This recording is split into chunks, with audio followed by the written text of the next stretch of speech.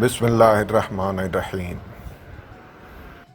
عزیز طلباء، السلام علیکم ورحمۃ اللہ وبرکاتہ۔ امید کرتا ہوں کہ آپ سب اللہ تعالیٰ کے فضل و کرم سے بخیریت ہوں گے۔ ذات واجب آپ کو امراض و آفات سے محفوظ رکھے، آمین۔ اردو ادب سیکنڈ ایئر۔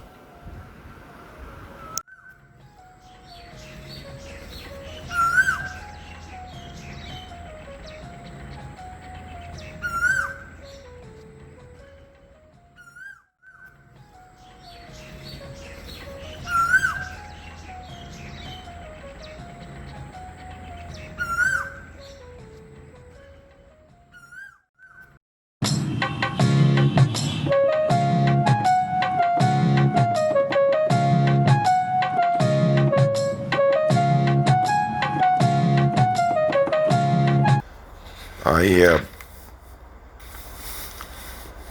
راول پنڈی چلیں۔ پہلا گروپ معروضی طرز، 20 منٹ میں 20 سوالات جن کو ببل فل کرنے ہوں گے۔ راول پنڈی بورڈ۔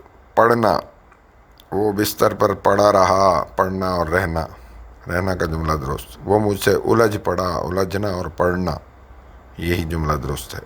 وہ میرے پاؤں پڑ گیا، پڑھنا اور جانا، جانا سے گیا، جانا کا جملہ درست ہے۔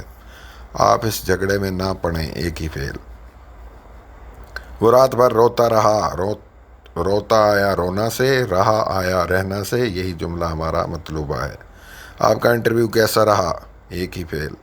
وہ یہاں نہیں رہتا، ایک ہی فعل۔ آپ کہاں رہتے ہیں، ایک ہی فعل۔ آتے جاتے رہا کرو، آنا جانا اور رہنا، 3 فعل استعمال ہوئے بیک وقت۔ ہم آخری 2 کو دیکھیں گے، جانا اور رہنا، رہنا دوسرے نمبر پر، اس لیے یہ رہنا کا جملہ ہے، آنا کا نہیں۔ جلدی چلے آؤ، چلنا اور آنا یہ ہمارے مطلب کا ہے، اس کو ٹک کر دیں گے۔ آپ کب آئے، ایک ہی فعل۔ شام کو واپس آ جانا، آنا اور جانا، جانا کا جملہ درست، آنا کا جملہ غلط۔ دینا، میں نے اسے سارا کام سمجھا دیا، سمجھانا اور دینا یہی جملہ ہمارا مطلوبہ، درست۔ آپ نے اسے کتاب کیوں دی، ایک ہی فعل۔ مجھے قلم دیجیے، ایک ہی فعل۔ آپ نے اسے کیا دیا، ایک ہی فعل۔ ہونا، آپ کو کیا ہو گیا ہے، ہونا اور جانا، جانا کا جملہ درست، ہونا کا غلط۔ یہ سبق میرا پڑھا ہوا ہے، ہونا کا درست۔ وہی ہوا جس کا مجھے ڈر تھا، ایک ہی فعل۔ وہ تندرست ہو گیا ہے، جانا کا جملہ درست۔